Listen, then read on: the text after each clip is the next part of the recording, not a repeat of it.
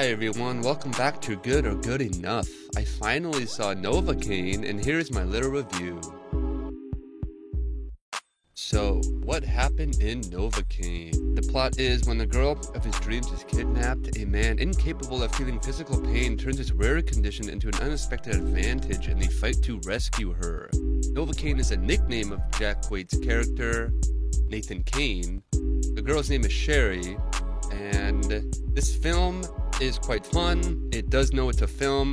A lot of things are kind of suspension of belief, because a lot of things in this movie that he should die from. The trivia said they did change a lot of the injuries to being lower injuries because it would have made, like, technically he wouldn't survive till the end of the film after what he went through. This is a good casting for Jack Quaid. The budget was $18 million and it grossed $34 million. I think everybody fits the role in this film. The violence is extreme and very unsettling at times because it lingers on it, which is the point of the film. Moments keep you on your toes for sure. The movie is an hour and 50 minutes. It feels a little quick. It has some obvious flaws, but it is over the top on purpose. The twist is pretty simple. It's not too amazing. A fun climax. And then it has a simple ending. And now we'll move on to spoilers for the film. Nate is being pursued by the detective Barbara Mensky, who is seemingly conflicted. This part is where Nate accidentally kills Ben, who turns out to be the brother of Andre. And then Nate unknowingly kills Ben, who turns out to be the brother of Andre. So then Nate eventually finds Andre, who takes him and tortures him, and then Simon tells Andre that Ben is dead.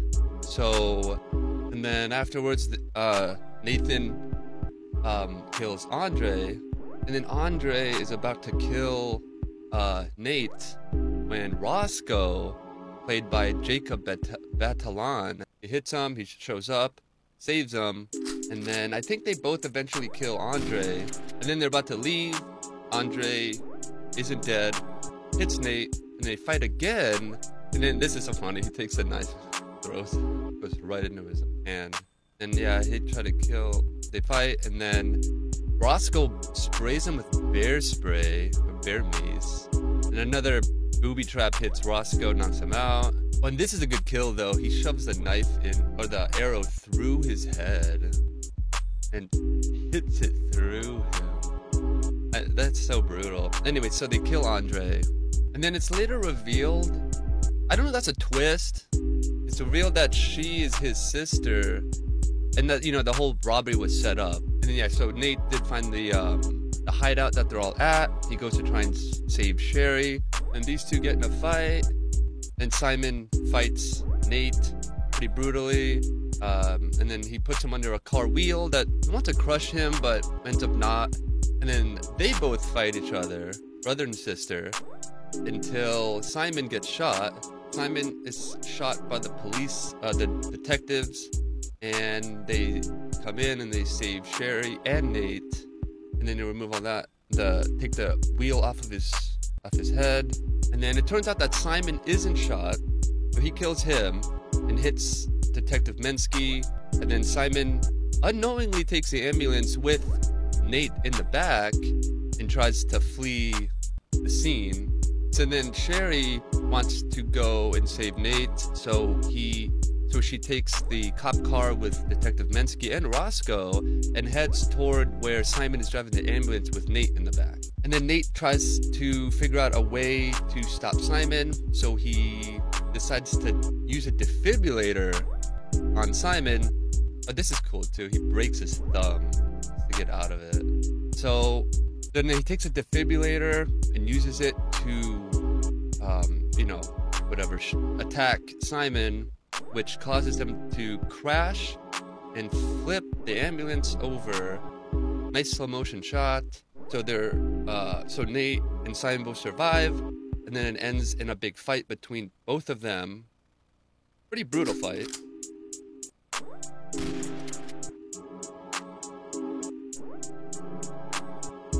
Tries to kill him, fight, all that.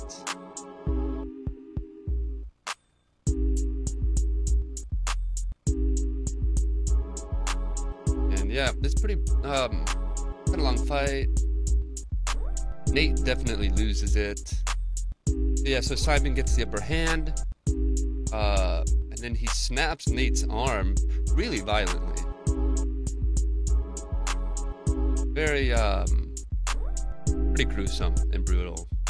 And then it looks like Simon's gonna kill Nate when Sherry shoots him, and then they get into a little fight with each other.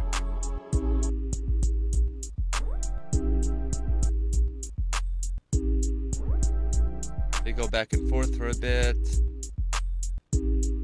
It's kind of weird because Detective Mensky told Sherry to kill Simon, so I feel like she should be a little more iffy on it, but she's just like instantly down to do it. Which makes sense, but it's like your sibling is like a different case sometimes. And then Nate gets, I think, another hit of adrenaline. Yeah, boosts him up. And then he saves Sherry by stabbing Simon up through the chin, under the mouth, through the head. Crazy. And yeah, and then Nate survives and he wins. And he wakes up in the hospital.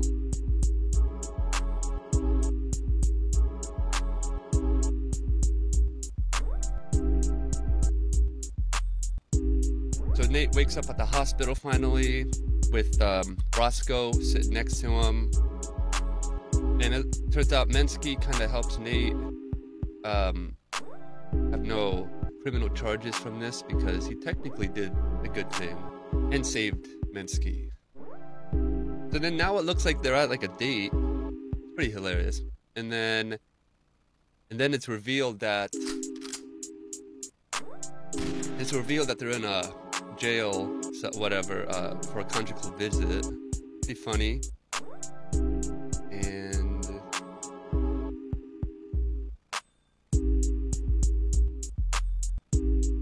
this is the end of the movie. He tries a pie, and he's happy. So, pretty cool film.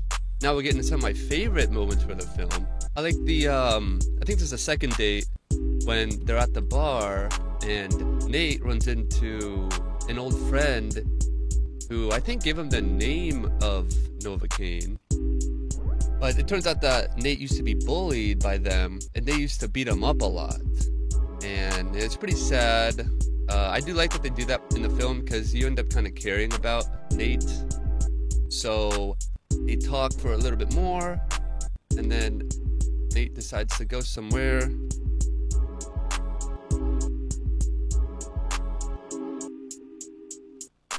And then he comes back and Sherry is now talking to that guy who bullied Nate from earlier.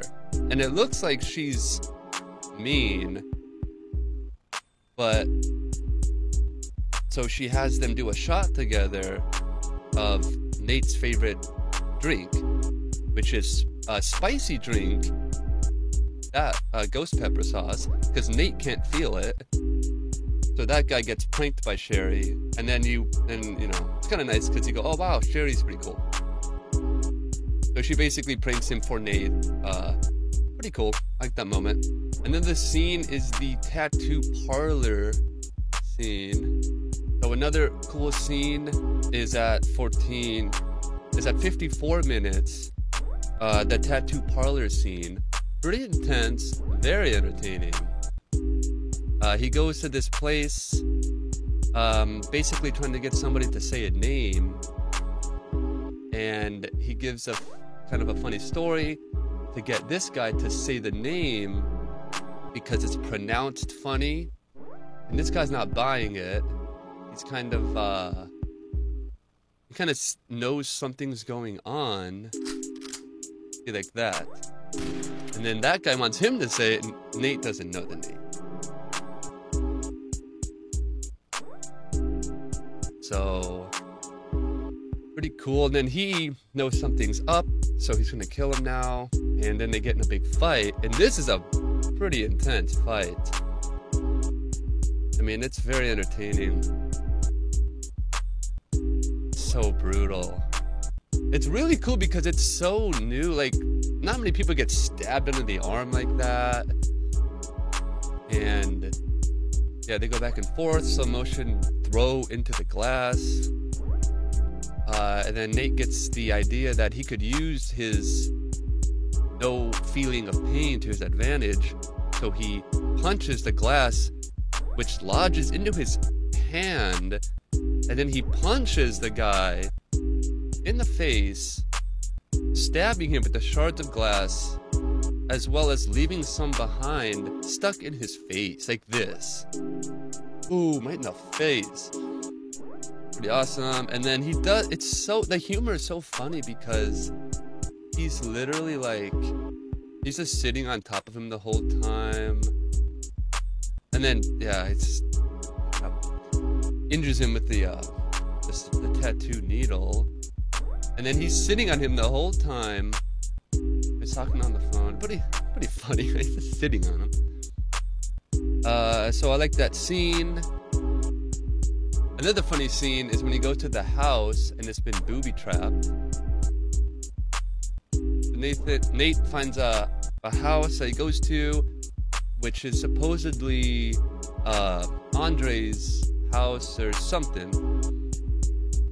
And it's one of their houses. But Nate doesn't know it's super booby-trapped. So he can't feel the pain. It's really funny. It's like, oh no. Really funny. And then over here, he goes to another one. He gets an arrow through his thigh. Hilarious. And he just has to walk around. And then now he decides to test the booby traps. And then he doesn't find it. And then you think it's over. And he's looking around. He finds a mechanic shop. And then he gets stuck in one more final booby trap. And now he's really screwed. And then he calls Roscoe, who saves him. And that leads up to the big fight with Andre. Pretty cool. Pretty brutal. And then an hour and 8 minutes, this Andre decides to torture Nate, and Nate has to pretend that it hurts, so he makes a bunch of fake pain noises. Hilarious. Another good moment is when Nate has to break out of the cuffs in the ambulance. So Nate's trying to reach for a tank, so he decides to do that, graphically break his thumb, slip the cuffs out, and yeah, pretty good scene. Very brutal. Now we get into things I would fix. It is a movie, so he heals fast, which they did try to change the injuries to being either more minor injuries or on the body, not the head. So I don't know, maybe making it seem like he's not like Superman, but he has a condition, or he does kind of know how to fight, and he does logically dodge the fights. That would probably be a little better, I think, but it was fine for what it is. It can be a little inconsistent at times, but it wasn't too distracting.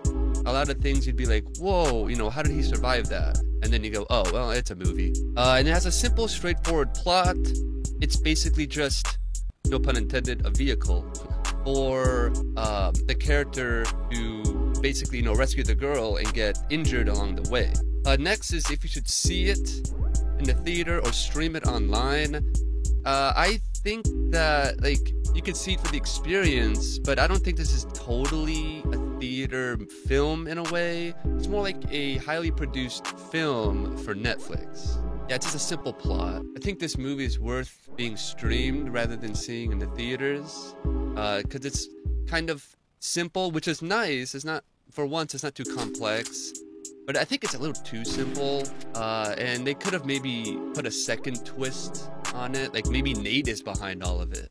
And so my final thoughts for this film are, it has nice writing that makes you feel bad for Novocaine. He was apparently bullied and beat up in school. I like that, makes you feel for him. I like the tattoo subplot, because he has an unfinished tattoo and he meets this girl, and at the end he shows that he's filled it in with the prince and the princess or whatever saving each other rather than, you know, the guy saves a girl or vice versa. It was kind of nice, like a subplot theme kind of a thing, because he does finish it at the end. Yeah, so this film is quite fun. It knows it's a film. It's better casting for Jack Quaid. I think everybody fits their roles. The violence isn't very extreme, and it can be unsettling at times, and it does linger on it since it's the point of the film. Moments do keep you on your toes. It's an hour and 50-minute runtime, but it feels a little fast. It has the obvious flaws, but they're not too distracting, and it is a film, and it is on purpose. The twist is simple, has a fun climax, and a simple ending. So with all that being said, I say that this film is good. So that does wrap up this review of Novocaine. Please comment down below if you want, letting me know what you thought of this film, and I'll see you in the next review.